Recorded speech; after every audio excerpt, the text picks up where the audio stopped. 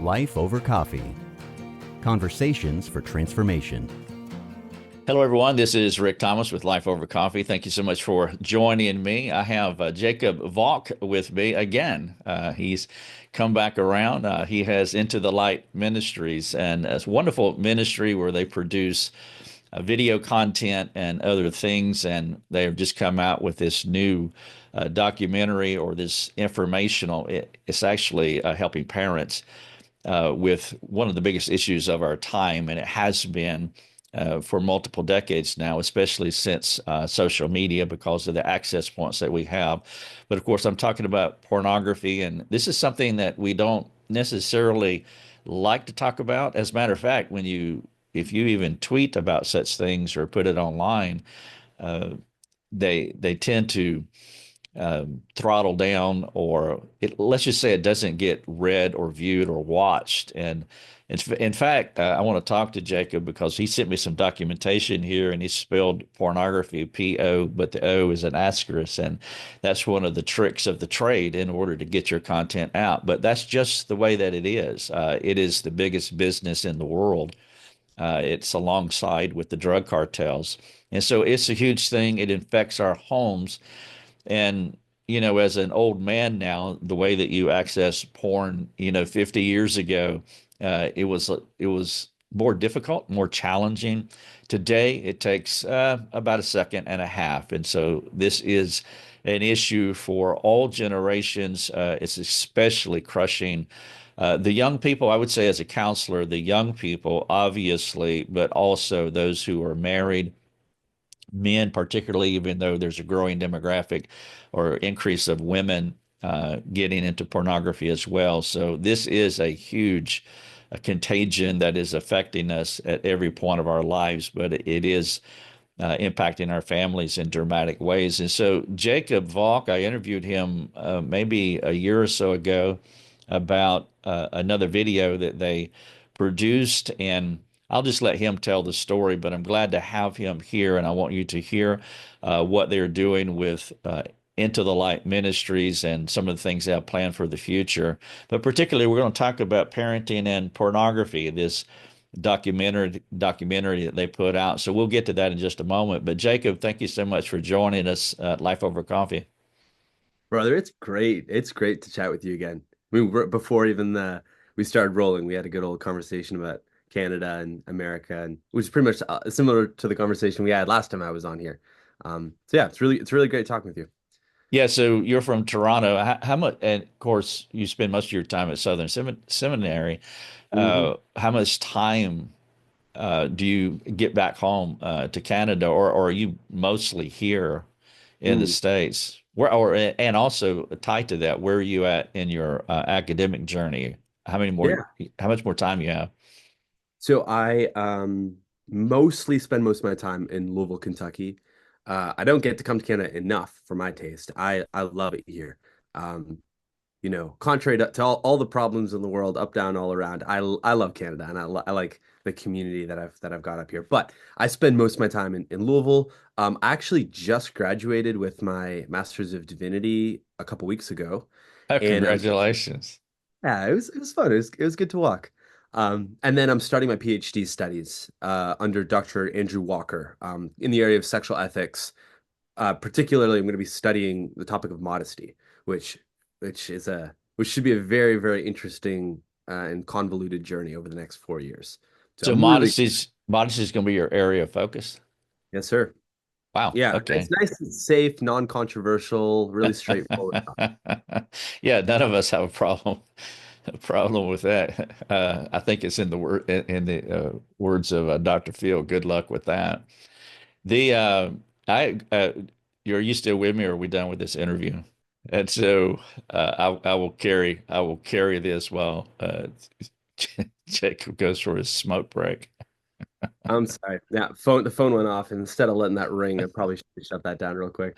No, that's okay. It's not a problem at all.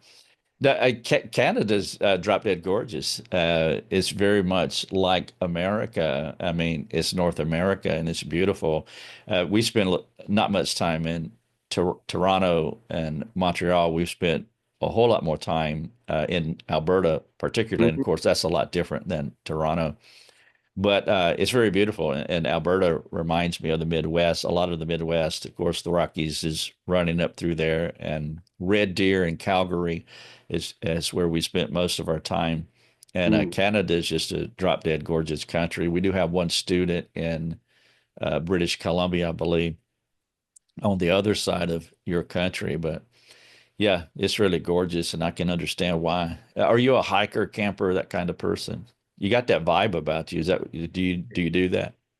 I do like some good hiking. I was actually in the Smokies, which they're not that big of mountains, but I was in the Smokies a few weeks ago doing a bunch of hiking.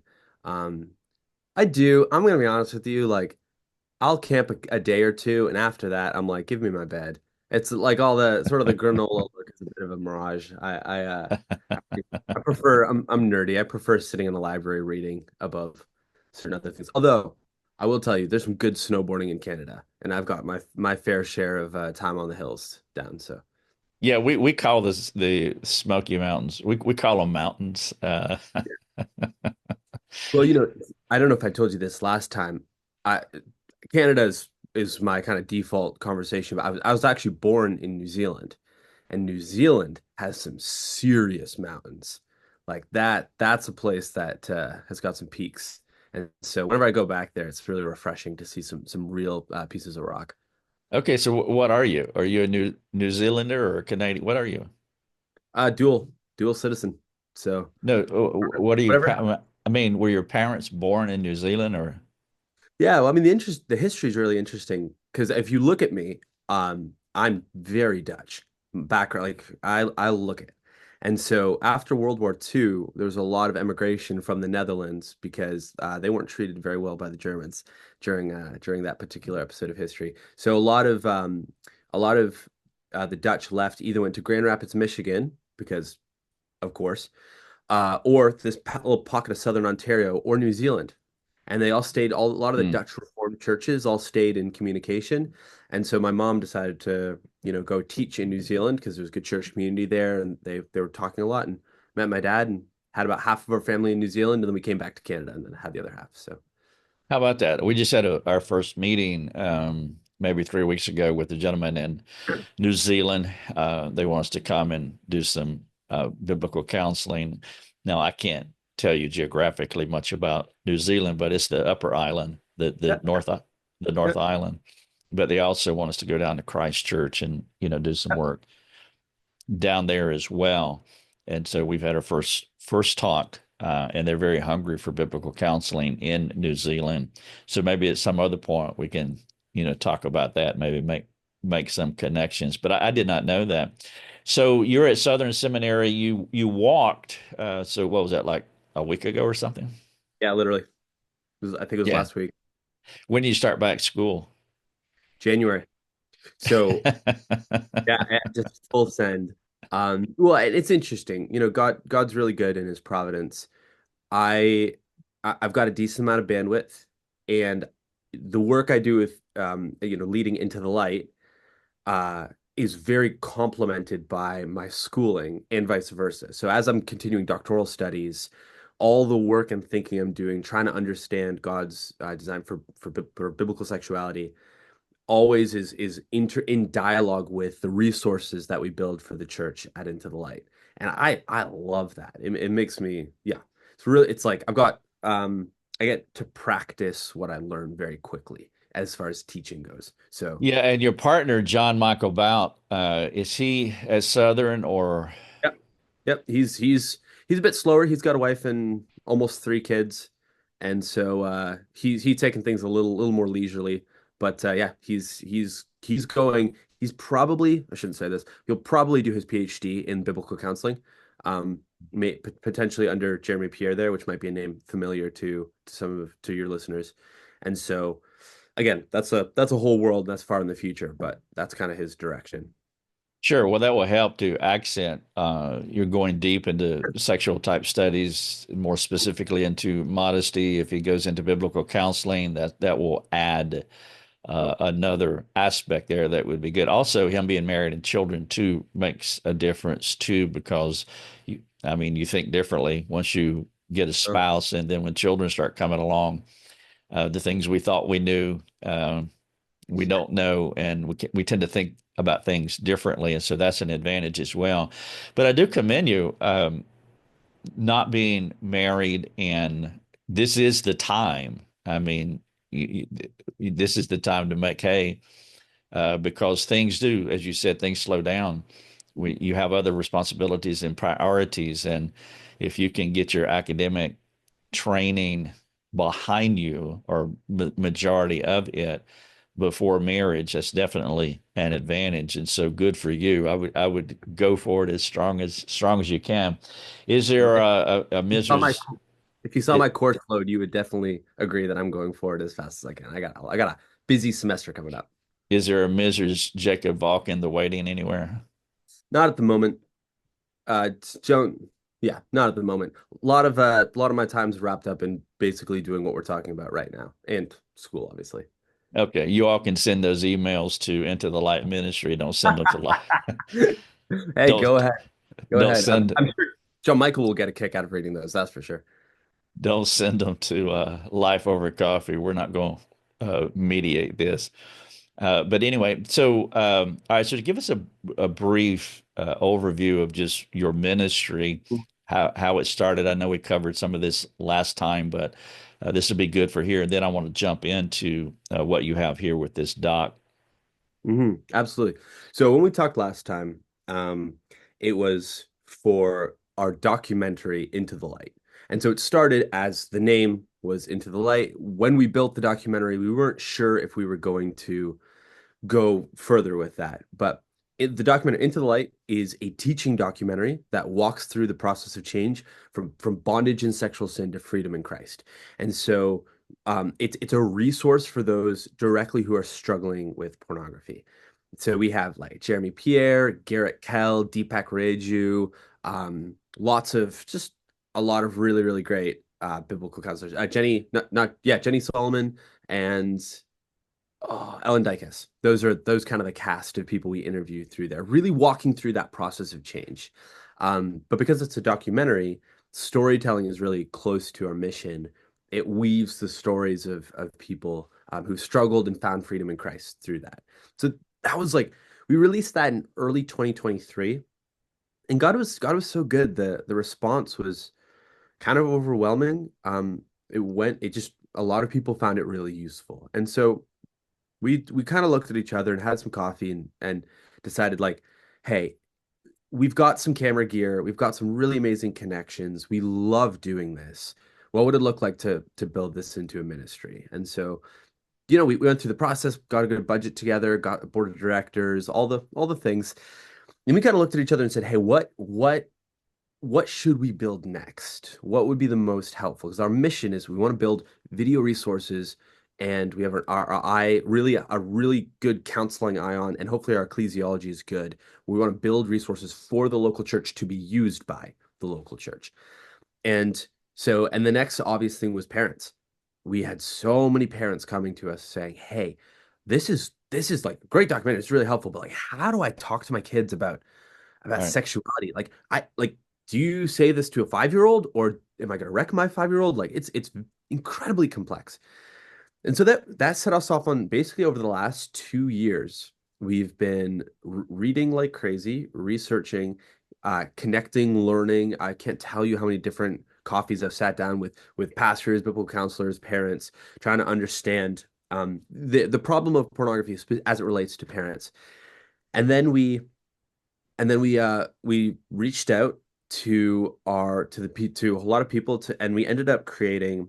So it's not really a documentary this time. This time it's more of a masterclass. So it's 9 episodes with 6 different speakers. So Dr. Albert Mohler, Abby Halberstadt, Jonathan Holmes, Justin Whitmore Early, Dr. Andrew Walker, and Julie Lowe. Those are all the people who are in this series, and they walk parents through like if do you mind to walk through the series? Would that be helpful? Yeah, a couple questions before. Yeah. So you said you had board of directors, and so are you a 501c3? Yep. Okay, so you're a nonprofit, so folks can donate. I would be thrilled and honored. Is that your love language, donations? Yeah, well, and we can talk about this more. Like one of our core values is like we make everything we make free. And the documentary was free because hundreds of Christians across North America donated over the course of a summer about $80,000 to make that film a resource so that a credit card wasn't a obstacle to people finding the gospel in that way. And people have continued to believe in Into the Light. And yeah, we've been operating now as a ministry for a few years. Um, Well, I wanted to ask because I mean, we run a ministry as well. We're a nonprofit. I understand how it works, and so I wanted folks to know that there's an opportunity there for them to donate, to give to. Now, the ministry, what do you call it? Into the Light Ministries, yes, sir. and the Yep. URL is Into the Light Ministries.ca. .ca, Yep. and so But people can. it'll direct you to a US portal to donate if that's something that you feel inspired to do. Yeah, so people can access that. I just wanted to put that out there because what people and the fact that this content is free, again, that is our business model as well. We give it away, but what people don't tend to think about is they just see the front-facing side of a ministry. This is what I get. These are the benefits. This can help me. That's the way it should be. But I want to be careful to draw attention to the back end of the ministry behind the curtain.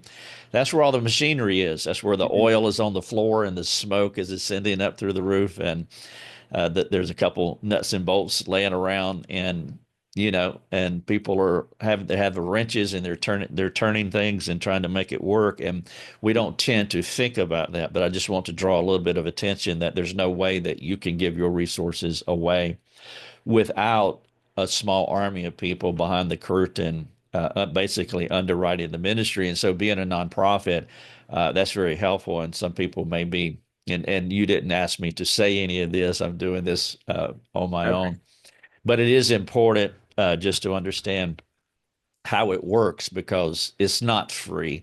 There is a cost. And so, how long have you been doing video work, or when did you get your first camera? When did this become an interest to you? Long before you had no clue about Into the Light, but you started dabbling with videography and that type thing. Yeah. I went to school. One of my degrees is in advertising proper. So I went to school for advertising, and in the process, they kind of hurl every creative tool at you to see what sticks. And so, I'm pretty decent with Photoshop, got a few other skills here and there, but I really loved film. Because for me it was like the 8-year-old in me was like, "Oh my goodness, people will give you money to actually take videos. Say yes to that, please." So I started shooting a bunch of weddings. That's kind of how most people get into film. And then over time, I just it's odd. You just kind of keep doing things, and eventually you wake up and go, "Oh, I guess I'm a cinematographer." Okay, cool. So that was just really fun. And then John Michael and I, many, many years ago, we lived in a 1977 Dodge Tradesman van, and we filmed a short documentary on the Great Commission. So we traveled all through Texas, all through Florida, filming with some different people, different organizations who were doing some really great ministry work, and then put together a short doc based on the whole kind of process. And so we were really, really young. I had hair that was down to here. It was great. And that really cut our teeth on what it's like to work on a project, like a film project that runs the course of a year, because it's one thing to shoot video and like that's awesome. To work on a project pouring hundreds and hundreds and hundreds of hours over the and trying to maintain the stamina, totally different. And so that little Jake, little John Michael really learned a lot during that. And that kind of gave us a lot of equipment and a lot of license really for our first documentary, Into the Light. And then even just since then, God's been good and has given us a lot of great people, a lot of interesting skills to kind of come for this round. How long ago were you roaming around Texas and Florida doing this initial little doc? Uh 2018, maybe 2019. something like that. Okay, so like six years or so ago. 6 months ago, something like that. Yeah. Yeah. And then a number of years before that, when you were actually this little inkling about video Mhm. work and so forth. My point, yeah, a couple of points I wanted to make. One, you can become an overnight success in 10 years. Yeah, yeah, Uh, tell me about it. yeah, right. And then also, I want people to hear the work that's behind that that led to this moment here. This is just not this, and pardon my documentary word usage, but this master class, just, hey, I want to do a master class. No, there's a long trail that leads into this. And so God's perseverance, God's providence, as He brings pieces together that can actually lead to this moment. It takes a while, but we need to hear that. Our son does videography work, and I told him he could be an overnight success in 10 years, and he said, "Now, it'd probably take a couple." And well, we're in year 4, and he's still, it's doing well, but he has a little ways to go. And so it just takes time, but that perseverance is necessary. And I want people to hear that this is not a fly by night thing, that you have put in your reps. As I tell my biblical counselors that we train, you can get your little certification that says you finished some training, but you'll become proficient as you do the reps. And it takes a long time to actually become skilled at it. And so you're young, but you have been doing this for many years. And probably the final thing that I would want to say, people are trying to figure out what they want to be when they grow up. You're one of the lucky ones. You're figuring it out early. But for those that have this desire for something and you just naturally gravitate toward it, uh, then just consider that that could be possibly what God is doing in your life. So please explore that. And so God gave you this passion, this little passion for video, and then it gets bigger and bigger. And now here we are, a decade later, when you're producing documentaries, this master class, and who knows, what's in the future as you continue your academic journey as well. And so the work ethic is to be applauded, the perseverance, the passion for it. Those are all essential ingredients to be able to come to this moment here. But I just want people to hear that this moment just didn't pop up ex nihilo. Actually, there was a lot of work that had been in place for many years, and hopefully there'll be many more of these type docs or Yeah. master classes before. I want to come back to the master class, but from an eschatological perspective, do you have an idea out there on the other side of this master class? Do you see how far into the future can you see Are we talking this side of Christ's return or the other side? this Yeah. Well, eschatological in your ministry? so it's a that question to me is a stewardship question, right? So we have hundreds of donors, um, many of whom we've met personally or we meet over time who give, $50 a month, $100 a month, whatever it looks like. And for the people who have invested in us so far, part of honoring that is to keep the ministry moving. You know how like how much so many people have invested to really get this structurally off the ground. Um, and all that to say, absolutely. So this is like what I do. This is my career. And so Into the Light, where we are releasing. So this whole episode series and another tech safe series, which we'll talk about in a sec, that's coming out January 18th of next year. So we're super January 18th, of 2025. So we're extremely excited about that. We have several projects that are like tentatively on the horizon. We want to delve into the topic of dating and pornography. That's again the underlying ethics never change on the morality. Like pornography is sin before God, but how you navigate that in the context of dating relationship, expectations, history, um, it's a you have to mesh in this weird thing that we do called dating and a really robust theology of marriage and how you arrive there. Lots of really difficult ethical and counseling questions woven in there. And so we're thinking probably in the year after, maybe we'll see. We're gonna probably tackle that topic and see if we can build a resource that brings clarity, hope, and the gospel into that question. Because that's another burning house fire. Almost every single dude and many, many women who are my age, a bit younger, who are starting the dating process, they're bringing that into the equation. And often you're gonna have two people who have very different either histories or expectations when it comes to it.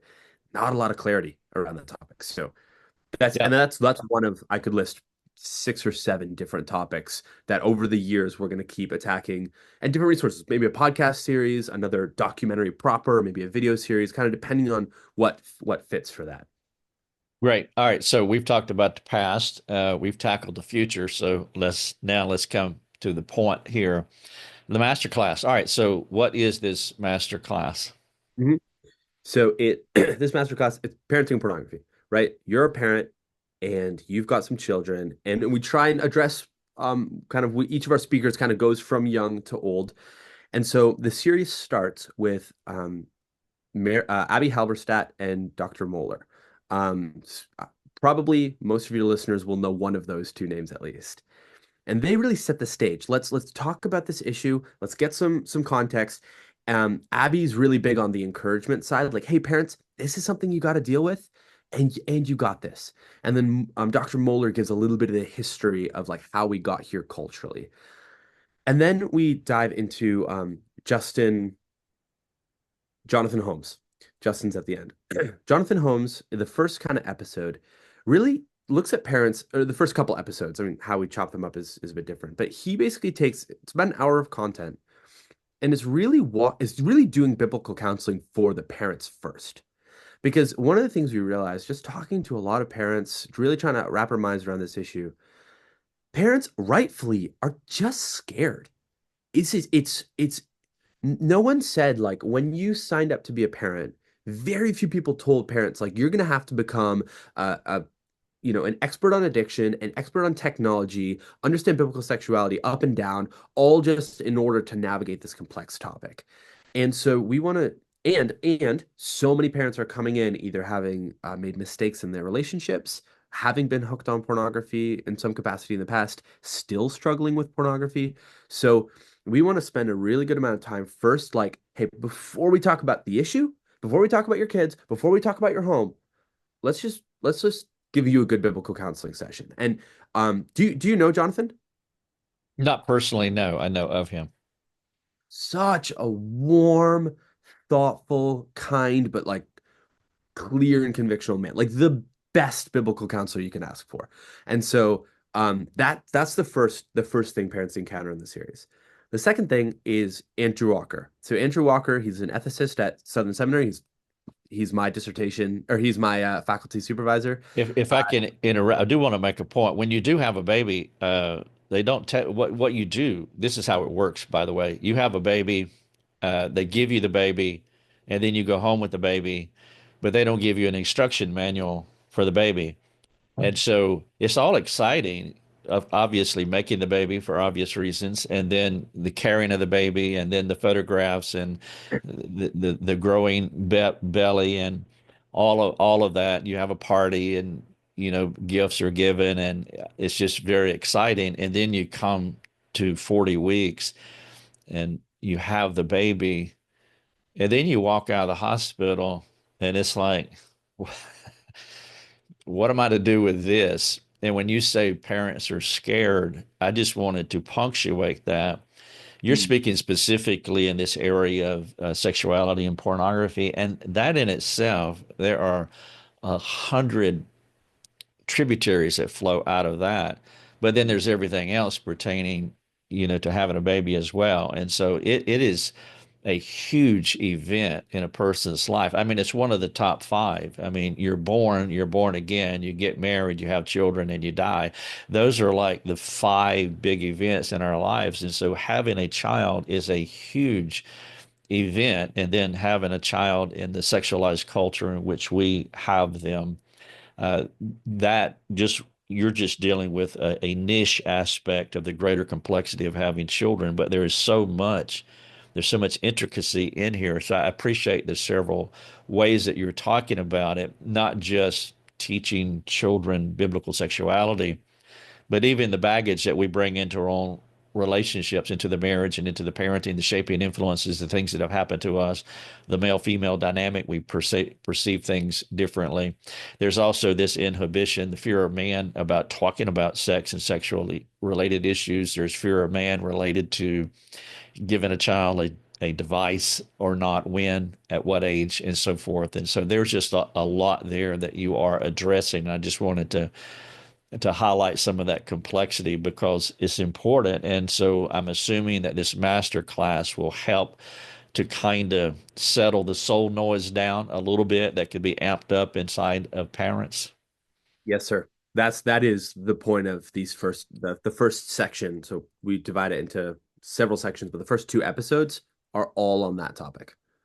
Just helping parents kind of square their shoulders, maybe have a few deep conversations between the two of them, really before even introducing the other kind of themes that we're laying out.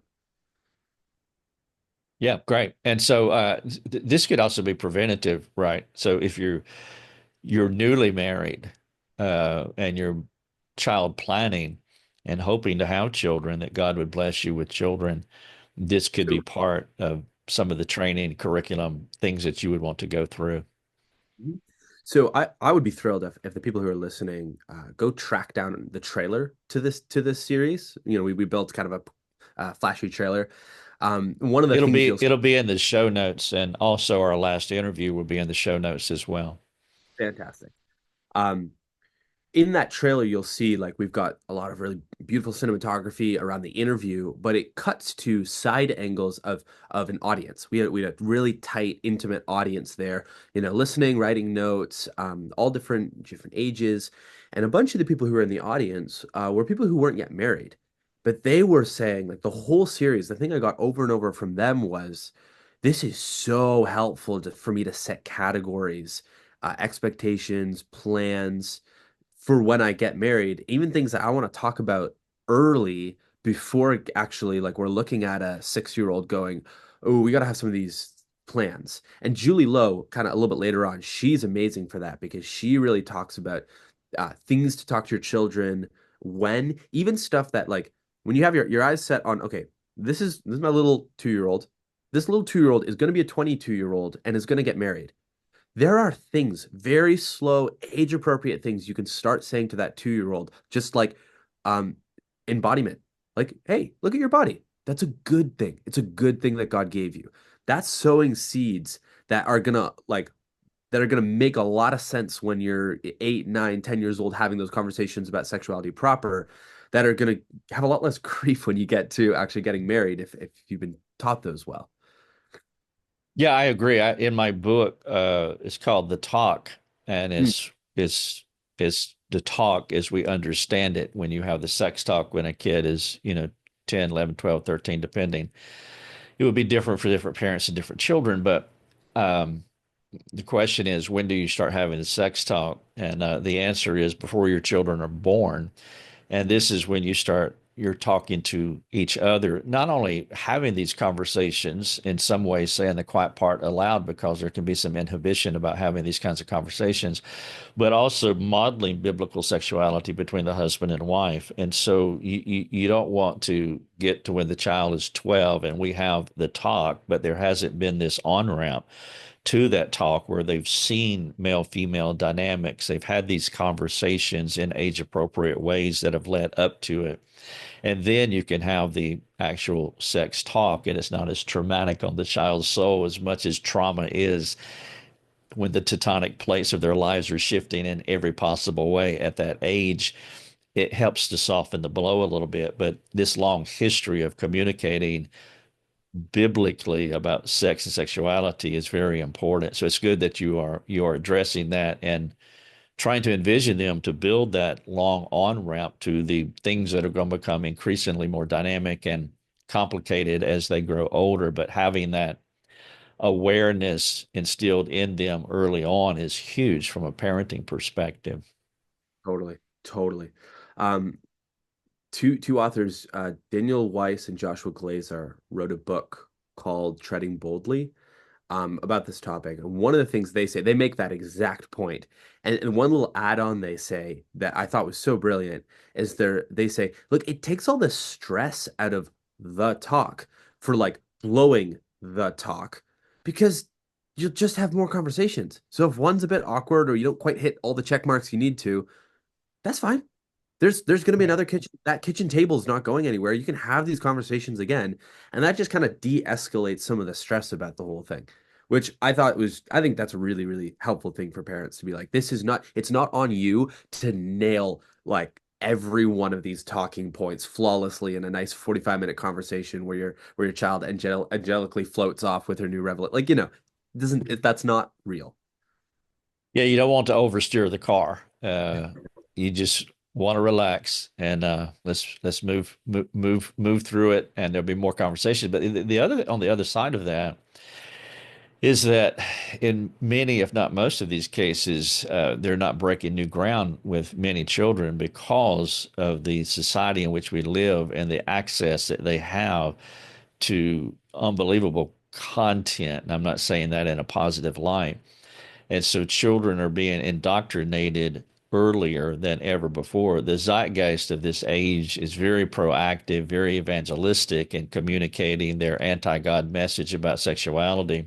And so, not to create or induce any kind of fear in anyone, but we need to say the quiet part aloud. Our children are smarter in the sense that they have more knowledge than maybe, well, definitely more than I had when I was growing up, because parents did not talk about it, generally speaking, when I was growing up, having the sex talk. I didn't have the sex talk. My parents didn't have it, and most of my peers were the same way. But also, we didn't have access to commit to information either, and so it was kind of a shutdown. And you're figuring it out. Well, it's not like that anymore. I mean, the gate is swung wide open. It's off the hinges, and so kids can access so much more, which really makes the point of why someone would want to participate in this master class, because we want our communication to be comparable to what the communication is in the zeitgeist. And this helps to do that. And so, without inducing fear, we do need to be very much self aware of what's going on in our culture and get out in front of it. One of the chapters to the book is who wise parents teach their children to curse. And what I mean by that title is, who do you want to teach your children the language of the culture, you or them? They will do it. And so it's not that they're not going to learn these words, but it's who they're going to learn these words from. And so, anyway, that's one of the reasons I appreciate the proactive aspect of what you have here is parents can get out in front of it. Hmm. Totally. That's a great segue actually to the second section. Kind of it would be episodes number I think 4 and 5 with Andrew Walker. He's basically giving parents a theology of sexuality, because it's hard to teach what you don't know. Right. And the resounding theme through that is God made it and God made it good. And that's the springboard. Like God's not pulling his metaphorical hair out wondering what the devil's going to do with this. It's like, no, this has been a good thing since God made it that way. And that's a really great place to talk to your children from that. Um and so yeah, he does a really cool job of really, he's a big natural law Genesis mandate guy, walking through these principles from Genesis and how they apply to us in sexuality. So those are a couple of really cool episodes. I think really, really helpful for parents. How many Um, classes are there altogether? 9 episodes. Nine Now, are episodes. all nine of them in front of an audience? Yep. No. The first one with Dr. Walker and Abby Halberstadt is kind of like a little bit like episode 0, where it's more of an introductory. Let's get our heads in the game. It's going to prompt when we write our discussion questions and leaders guides for the series. That'll really prompt some discussion. Like, what are your first takes on this? You know. And then episodes, I guess, would be 2 through 9, kind of those 8. We have 4 speakers, 2 episodes each. Those are the ones in front of a live audience. Okay. Do they participate, or they, how does Well, that work? so I mean, now you're getting kind of how the sauce is made. We spent a lot of time working with each speaker, beforehand for how they'd want to craft their talk, right? Because we want to be responsible with our time and make this a teaching resource. I mean, you know this for writing books. You don't just hurl stuff at the pages. You spend as much time outlining the thing and structuring the thing as you do actually writing it. So we spent a lot of time trying to make sure we were hitting the right pieces of information in the right way. And so what we do is the audience is there to really actively listen. From a filmmaking perspective, it's also a lot easier on the eyes to see. You Right. see a person, you see your B angle of the person, you see your A angle again, you're cutting around, and then you cut to a person engaged and writing. And because God made us social creatures, what people do around us is what we model. So from a didactic point of view, B-roll of people engaged and writing and taking notes really helps with engaging in the material yourself. Then at the end of the episode, it'll be kind of their own little subsections. We have a Q&A where the audience asks questions. And so that's another kind of like 15, 20 minutes on each episode, which, people can watch if they find it helpful or kind of move on in the series. How long is an episode? About a half hour. So the whole thing's about 4.5, 5 hours or so. So it's moving pretty quick. I mean, each episode's moving. So is the teaching, is the Q&A in addition to the 30 minutes or? I did this. Okay, so it's 30 minutes of teaching, and then there's another 15 or 20 of questions that are optional. Yep. So the whole thing could be if you we thought a lot about it and we're like, okay, what's the best case scenario of this? And in our minds, it would be sitting down with a few other couples, watching an episode and then having some big discussion afterwards.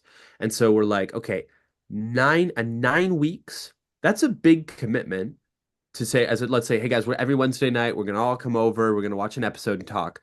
So 9 weeks is a big commitment, but it's a doable commitment. You say, at church going around, we got a 9 week Bible study. You can say yes to that. Much past that, and it's starting to get a little tedious. Much shorter, and we can't cover this material well. And so Right. we spent a lot of time. We felt 9 episodes, about a half hour each, half hour of some pretty dense, solid stuff, and then another half hour, 40 minutes of everyone talking, discussing afterwards. Then you have some coffee, you chat around. That's your hour and a half night. You get home, get to sleep on time. That's kind of what our general thoughts were as far as structure of the series. All right, so so you have the 9 classes, 30-minute classes, you have Q&A. What are the other or future peripherals that will go with it?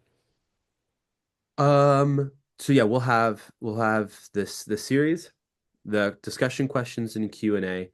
We have another entire series that I got a lot to talk about. There's another series that goes alongside this, which I could tell you what it is now, or I could walk through the last little bit of the series and then jump to that. Yeah, go ahead.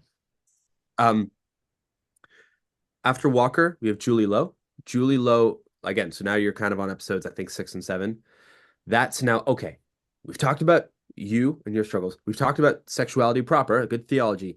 Now, how do you talk to your kids about that? What are age appropriate categories? What do you say to your 4-year-old that's meaningfully different than your 6-year-old, than your 8-year-old, than your 10-year-old? Just super, super practical. And then the final chapter is the final 2 episodes are Justin Whitmore Early. So he wrote an amazing book called Habits of the Household. This is like focusing on your home. Like, how do you think about technology in a theological way? How do you think about your home, the rhythms and rules? It's practical, but it's more conceptual. Like, what are wise principles, things like that. To basically say, like, how do we put a little bit of this in practice when it comes to devices? Then we realized, as we were really thinking through this series, we thought this is really helpful for as a teaching resource. But we still have the glaring problem, the most scary thing of this whole conversation, which is this thing. Like the phones, the smart TVs, the smart homes, the tablets, the laptops, the smartwatches, the Wi-Fi routers in everyone's home are terrifying because they're terrifying because the internet pornography is like you said, 2 clicks away. And it's very, very hard but doable to shut that down. So we built another series called Tech Safe. Tech Called Safe, called what? Tech Safe. Just Oh, one tech word. safe. Yeah. Tutorials for making every device in your home safe. I think that's our Is subtitle. that out? Is that out now? Going to be coming out on January 18th. Same thing as this series. We're releasing both at the same time. Okay, so this would be part of the peripherals extension of the masterclass, or is it Uh, standalone? it's standalone, and I'll explain why in a sec. The TechSafe series is 11 tutorial videos that walks through every device category in your home and how to shut them down. So you have an iPhone. I have a 20-minute video where I host this series, 20-minute video where I walk through what this thing is and how to lock it down safely and integrating with Covenant Eyes, talking about routers, doing the best we can to really help parents realize that you actually can make your home pretty safe. Like we talk to a lot of parents who kind of have a deer in their headlight look where it's just like, oh, it's just all impossible. And one of the beautiful things is you can do it. It takes work, it takes effort, it takes knowledge, but it's possible to make your home almost impossible to access pornography. You just got to know how to do it. So Right. just like the metaphor we use, just like when you were 16, you couldn't drive a car worth beans.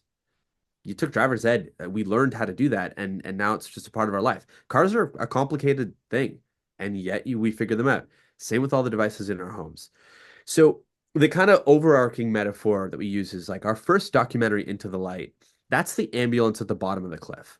Like that you're hooked on pornography or you want to help someone hooked on pornography. Let's talk about that. Just the practical gospel, that's that resource. Parenting and pornography is kind of like the fence at the top of the cliff. It's bigger. It's more of an investment to really work through the series. But walking through like how do we set up guardrails so that this doesn't become an issue for our children? The Tech Safe series is right in the middle, where we're building these really like understanding the devices, the technology in your home, how to lock them down safely for the children who might so that they'll never encounter this material. Again, they know it's there and they'll see it eventually, but once they do, they'll know what it is. And for the people who know they have a problem, they're hooked on porn, or the child who is and is not cooperating, and then so you can say, okay, we know what this issue is, and we're going to lock down devices so you don't get at it. And so again, our big, hairy, audacious goal, our vision for Into the Light is we want to be the place that people come to when when the topic of sexuality comes up and they want to be biblically faithful, they go, okay, I'm going to go into the light. They probably have a resource for me on this. And so as we keep building resources, tackle dating, tackle the topic of masturbation, tackle these different areas in gender, identity, sexuality, we want to continue to build resources for the local church. That's what I'm probably going to spend the next decade or two working on. I appreciate you talking about the initial documentary because this masterclass here it's more of the direction of it is 0 to young adult and trying to keep something from happening and giving them a proper view of biblical sexuality and just have right thoughts and not to get into the ditch. And so it's kind of preventative and educational, instructive that way. But I could hear some parents say, well, here I am with a 15-year-old and we have this thing, we've missed this. I was Yep. trying to think of a metaphor. This train has left the station.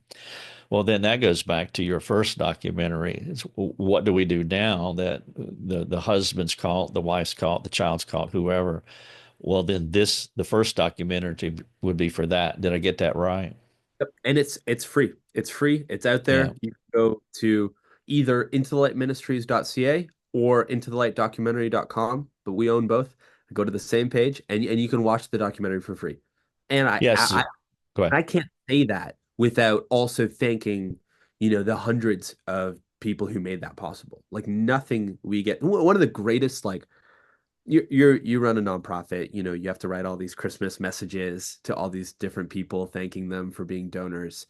And I'm sitting there like John Michael and I spent a couple days working on that. And it's just as we're praising God, like all of these people, some of whom we know well, some of whom we don't, have said like, hey, sexuality is this is important. it's beautiful and it's under attack. And we want to support you guys in building resources for the church. And I'm so grateful for that. And so like January 18th, these two series that are coming out, they between the two of them are a few $100,000 in production overall. And that was made possible by many, many faithful givers, and for whom I am so grateful. And I'm saying that because I'm assuming you feel the same about the people that support your work. Oh, absolutely. I just wrote a note yesterday to one of our donors, and one of the things I try to communicate to them is that, I mean, people see you, they see me, the face of the franchise, so to speak. But I want to, like, no, that's not, I mean, I get it, understand why people think that way, but you are an, an irreplaceable part of this ministry here. This ministry cannot happen without you. Sometimes I tell our donors, I don't know if you know this or not, but you have been all over the world today. Do you feel tired?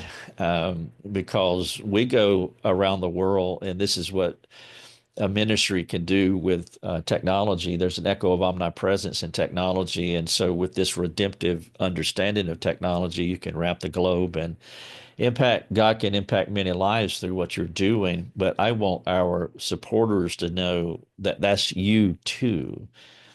There will be countless, multiplied thousands of people that God will impact through your ministry, our ministry, but that's you too. And when we get to heaven, maybe we can sort all that out and see what God has done through you. But I want them to know that they are a valuable part of this. I mean, humanly speaking, it is absolutely impossible for this to happen, without your supporting community. And so that is a thing that is behind the curtain.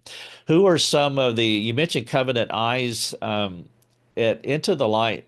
Do you have other partners or other links, recommendations where someone could go, not just recommendations, but maybe even evaluations of, you Mhm. know, good, better, and best as far as things that would help them. Covenant Eyes seems to be the go-to.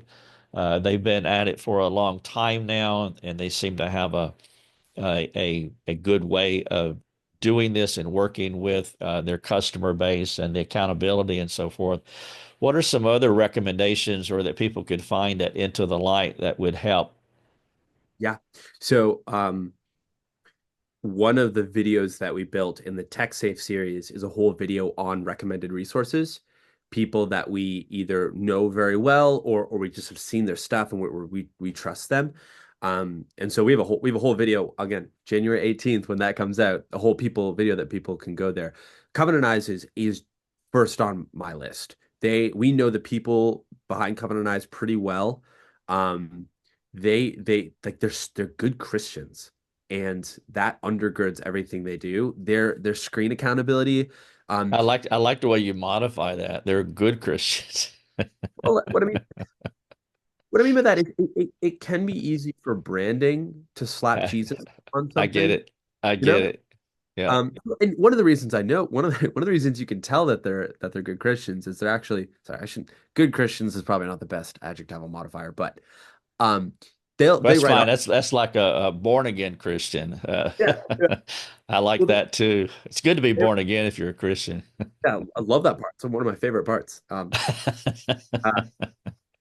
uh, come on, No, they seemed we've interacted with Covenant Eyes for 20 years yeah, plus, or I don't know, but a very long time. Jacob, when you get my age, you count things in decades, and so you just start with 10 years when you start calculating. But we've been interacting with them for a super long time. I don't know if they're the cream of the crop, but I mean that seems to be the one that you hear over and over again, and they have spent. I can't even imagine the amount of money that they spent in research and development, and because the thing about this type of technology like Covenant Eyes, I mean, you have to outthink the hackers. You have to outthink the circumventors. And these kids that are coming up today, they're highly sophisticated and they can work around, virtually anything.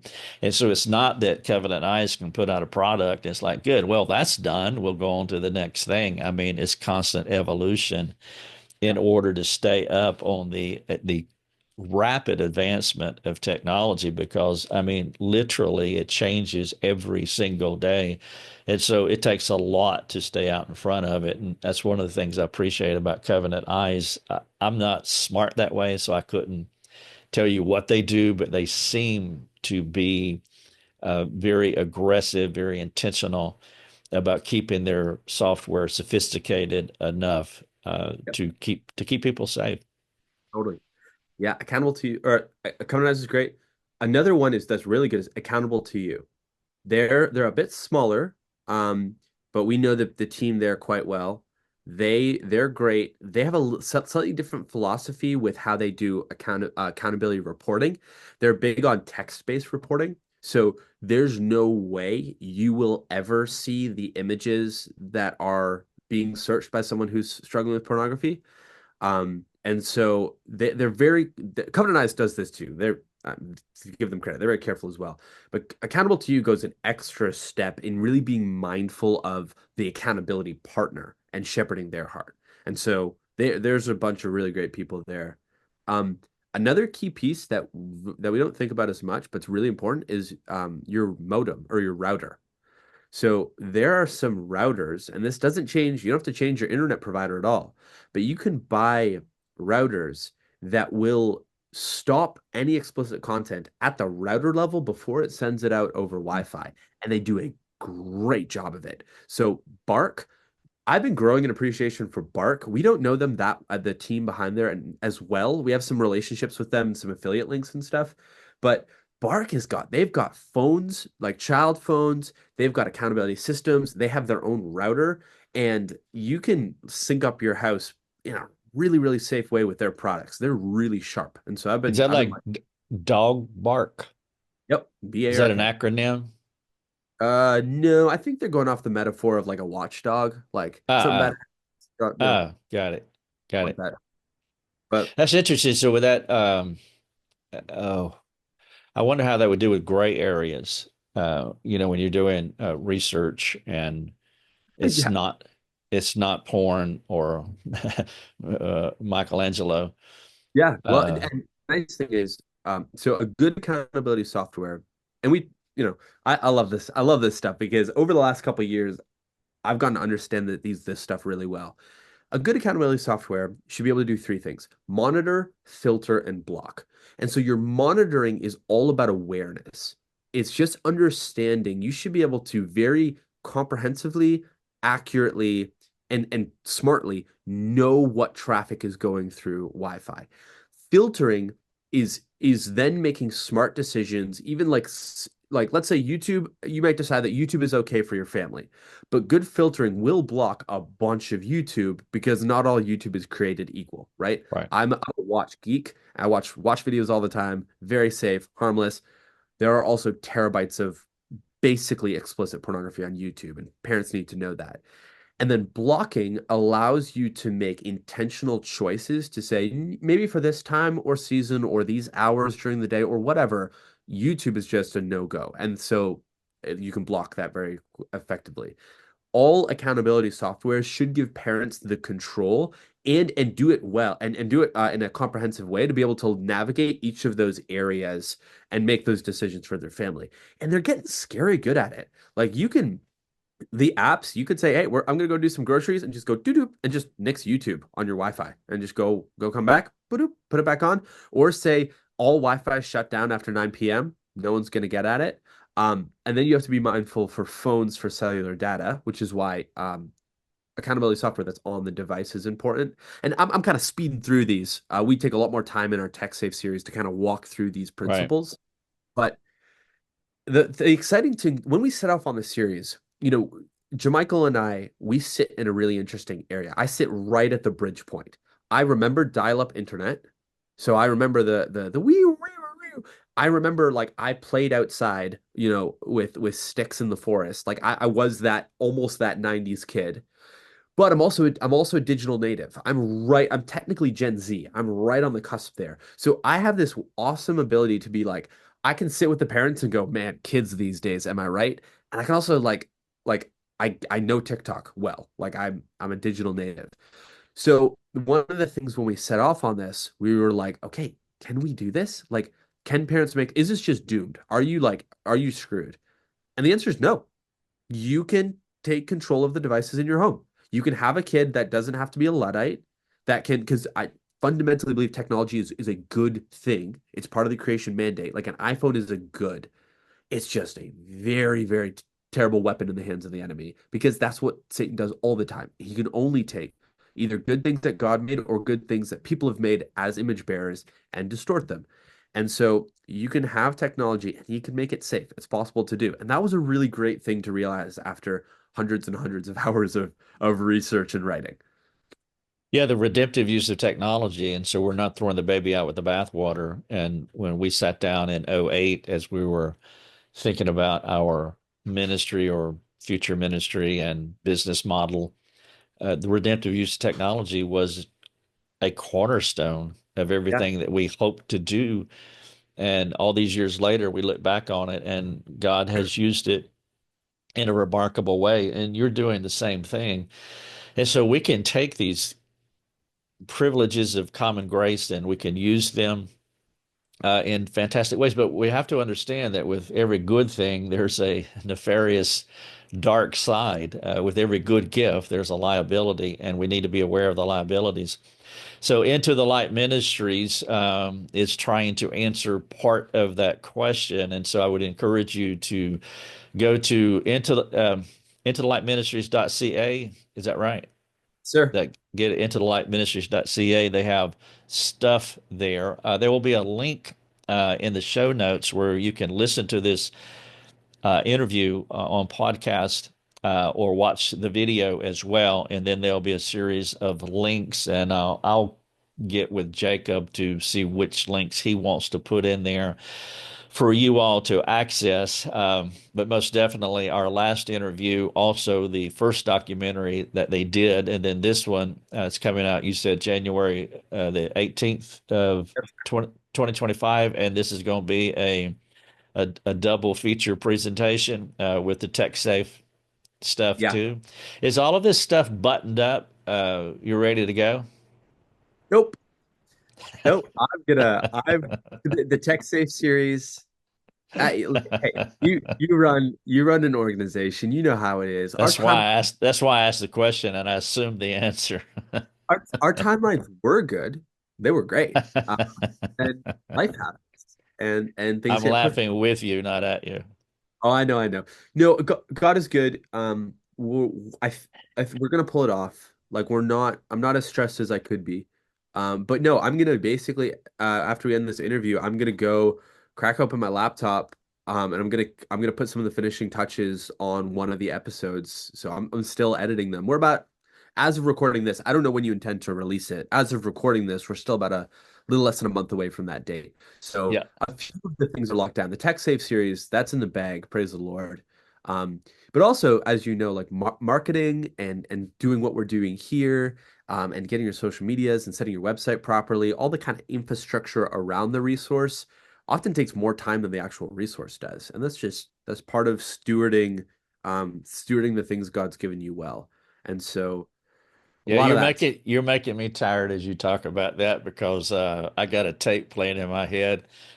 You're exactly right. I can't even recall how many times I said we're going to have this, and oh my goodness, there's so much that is not seen, and that's fine. That's not a complaint. That's the cost of doing business, and it's a wonderful privilege. And because it's your passion, it's your joy to do it, that overrides virtually everything. That brings the stress level down, and totally, it is it's a definite privilege to be able to finally put these things out. But I know the artist is never satisfied with his work, and so there's ongoing tweaking that happens. yeah. You probably have a worse case of that than I do. You're actually an artist. I'm not. Um, Well, you I'm a grateful artist. because it's really Excellent. healthy. It's healthy for an artist to run a business because it beats some of the shine out of you a little bit, um, in the best way. Like because you have to live in the world, and Right. if I had an unlimited budget and unlimited time and energy, you wouldn't make good things. It's actually good that a canvas is a certain dimensions and colors are finite. Um, but I'm John Michael and I make a really great team. I'm a little bit more of the unhinged artist side of things, and that's just the way God's made me. I'm very grateful for it. He's a little bit more of the crunching numbers. I like spreadsheets. I'm a nerd, but he likes spreadsheets a lot. And so we'll often get into big arguments where he'll put forward the budget for a next project and I'll lose my mind because I'll be like, there's no way it can cost that much. That's impossible. And then we'll go through the numbers and he's always right. It does in fact cost that much and timelines are in fact going to be that way. And that's really good. We have a good kind of tango on kind of the business artist thing going on. Yeah, that's a good team. You have the balloon and you have the string, and it's if you just have the string, you're not going anywhere. If you have the balloon, you're going everywhere and nowhere all at the same time, and so it's good that you have that working relationship. All right, so this is Jacob Valk and John Michael. He keeps now. For those of you who live where I do, he's saying John Michael. But Yeah. if you hear him say it is John Michael, and that's that New Zealand, Toronto, Southern Seminary, Louisville, Kentucky. I, You're kind of like a mutt. yeah. Yeah. It's interesting. I like to say it adds personality and character, but Well, we work well together. You say it, then I put it in slow mo because my natural way of talking. People do tell me I'm a good cure for insomnia, but there were several moments as you were talking. I was like, okay, I think I know what he said there. Tech safe, okay. Yeah. heck safe, That's it. John Michael Bout. Yeah, I think that's probably on us. I say to Michael because I mean he's got time to add the hyphen on it. I don't know why. That's a weird Southern thing y'all do is take Southern thing, and Jermichael's Canadian for crying out loud, but you add the two names, you put the hyphen. I'm past that. Tech Well, safe. thank you for saying it's a good Southern thing that y'all do. I appreciate that. Hey, You are a hybrid for sure. well, here's the thing. I'm also a bit of a grammar nerd, and English doesn't do the second person plural technically, except the South. It's the best. They make so every other language has got a second person plural, and so y'all, I use it. It's great. We're clipping that.